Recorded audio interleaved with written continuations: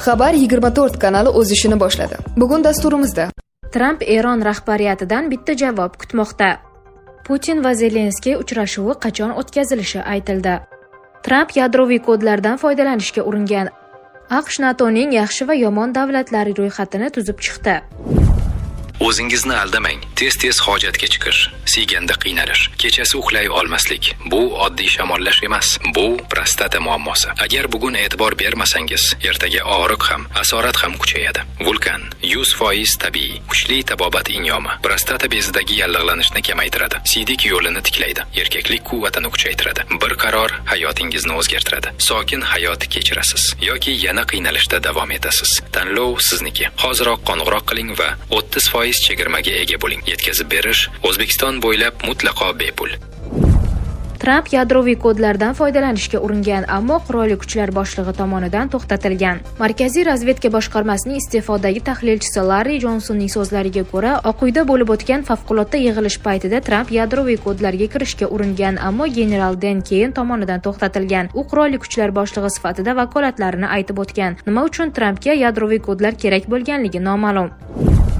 Putin va Zelenskiy uchrashuvi qachon o'tkazilishi aytildi. Rossiya prezidenti Vladimir Putin va Ukraina prezidenti Vladimir Zelenskiy o'rtasidagi uchrashuv faqat oldindan kelishuvlar tayyor bo'lgandagina o'tkazilishi mumkin. Bu haqda Rossiya prezidenti matbuot kotibi Dmitriy Peskov ma'lum qildi. Uning so'zlariga ko'ra, bunday uchrashuvning asosiy maqsadi erishilgan kelishuvlarni yakunlashdan iborat bo'ladi. Eng muhimi, uchrashuvning maqsadi nima uchun uchrashish kerak. Putin istalgan vaqtda Moskvada uchrashishga tayyorligini aytgan. Asosiysi uchrashuvda maqsad bo'lishi va u natija berishi kerak. Bunday uchrashuv faqat kelishuvlarni yakunlash uchun o'tkazilishi mumkin degan Kreml vakili. Aprel o'rtalarida Ukraina tashqi ishlar vaziri Andrey Sibiga Kiyev, Zelenskiy va Putin uchrashuvini Turkiyada o'tkazishga tayyorligini bildirgan. Ukraina tomoni sammitda Turkiya prezidenti Rajab Tayyip Erdo'g'on va AQSh prezidenti Donald Tramp ham ishtirok etishni istamoqda. Yanvar-fevral oylarida Birlashgan Arab Amirliklarida o'tgan Rossiya, Ukraina va AQSh o'rtasidagi muzokaralardan so'ng Axios nashri amerikalik amaldorlarga tayanib, tomonlar yetakchilar uchrashuviga yaqinlashganini yozgan edi.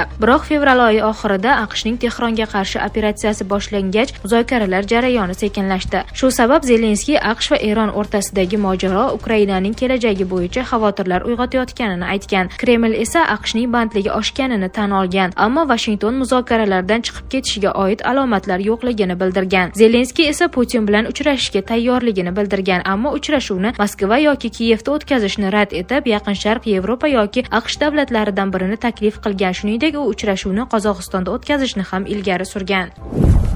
AQSh NATOning yaxshi va yomon davlatlari ro'yxatini tuzib chiqdi. NATO bosh kotibi Mark Ruttening Washingtonga tashrif arafasida Oq uy a'zo davlatlarining alyansga qo'shgan hissasi va ularning darajalari bo'yicha taqsimlanishni ko'rib chiqildi. Shu tariqa Donald Tramp Qo'shma Shtatlarning ma'muriyati Eron bilan urushni qo'llab-quvvatlashdan bosh tortgan ittifoqchilarni jazolash yo'llarini qidirmoqda deya yozmoqda nashr manbalariga tayanib. Shu bilan birga yevropalik mulozimning jurnalistlarga aytishicha, Oq uyda Qo'shma Shtatlarning yaxshi va yomon ittifoqchilari uchun imtiyozlar ham salbiy oqibatlar aynan nimalardan iborat bo'lishi yuzasidan hozircha aniq g'oyalar yo'q. Uning so'zlariga ko'ra, AQSh qo'shinlarini Yevropa bo'ylab boshqa joylarga ko'chirish variantlaridan biri bo'lishi mumkin. Biroq bu qimmatga tushadigan va ko'p mehnat talab qiladigan jarayon hisoblanadi. Politico taxminiga ko'ra, bunday siyosatning asosiy manfaatdorlari Polsha va Ruminiya bo'lishi mumkin. Varshava mudofaa uchun NATOdan qariyb hammadan ko'p mablag' sarflaydi. Shuningdek, mamlakatda joylashtirilgan 10 ming nafar amerikalik harbiyni saqlash xarajatlarining deyarli barchasini o'z yonidan qoplaydi. Ruminiyada esa yaqinda NATO aviabazasi kengaytirildi va Qo'shma Shtatlarga undan Erondagi jangovar harakatlarni olib borish uchun foydalanishga ruxsat berildi.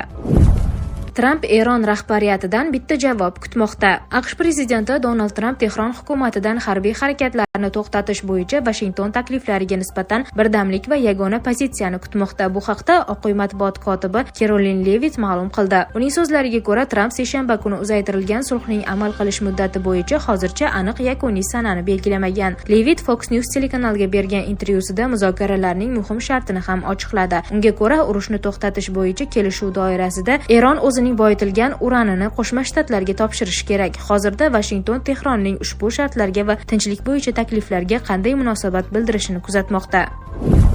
AQSh davlat departamenti amerikaliklarni Eronni tezkor tark etishga chaqirdi. 21 apreldan boshlab Eronning havo maydoni qisman ochilgan. AQSh fuqarolari Eronni tark etishlari, mahalliy ommaviy axborot vositalaridagi yangiliklarni kuzatib borishlari va Eronni tark etish bo'yicha qo'shimcha ma'lumot olish uchun tijorat yo'lovchi tashuvchilariga murojaat qilishlari kerak. Eronni tark etmoqchi bo'lgan amerikaliklar, shuningdek, yer transporti orqali Armaniston, Ozarbayjon, Turkiya va Turkmanistonga chiqishlari mumkin. AQSh fuqarolari Afg'oniston, Iroq va Pokiston bilan Eron chegarasi hududlariga bormasligi kerak. Eron hukumati AQSh fuqarolarining mamlakatdan chiqishiga to'sqinlik qilishi yoki Eronni tark etish uchun chiqish to'lovini undirishi mumkinligini inobatga oling. AQSh va Eronning ikki fuqaroligiga ega bo'lgan shaxslar Eronni Eron pasportlari bilan tark etishlari kerak deya tashkilot xabarida aytilgan.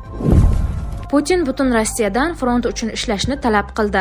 Rossiya prezidenti Vladimir Putin Ikkinchi jahon urushi davrida butun mamlakat front uchun ishlaganini aytib, hozir ham shunday bo'lishi kerakligini ta'kidladi. U bu haqda 21 aprel kungi forumda ma'lum qildi. Ulug' Vatan urushi davrida butun mamlakat front uchun askarlarimiz, himoyachilarimiz uchun mehnat qildi. Ular tank, samolyot, to'p va snaryadlar yasash bilangina cheklanmagan. Axir Ulug' Vatan urushining eng og'ir oylarida 1941-1942 yillarning qahraton sovuqlarida xuddi hozirgidek bolalar, buvilar, ayollar paypoq to'qib frontga posilka va sovg'alar jo'natgan. G'alabamiz muvaffaqiyatining siri aynan mana shu birlikdadir. Hozir ham shunday bo'ladi, dedi Putin. Uning so'zlariga ko'ra, Kreml Ukraina bilan chegarada xavfsizlik zonasini yaratishda davom etmoqda. Putin maxsus harbiy operatsiyaning barcha maqsadlariga erishilishini ta'kidladi.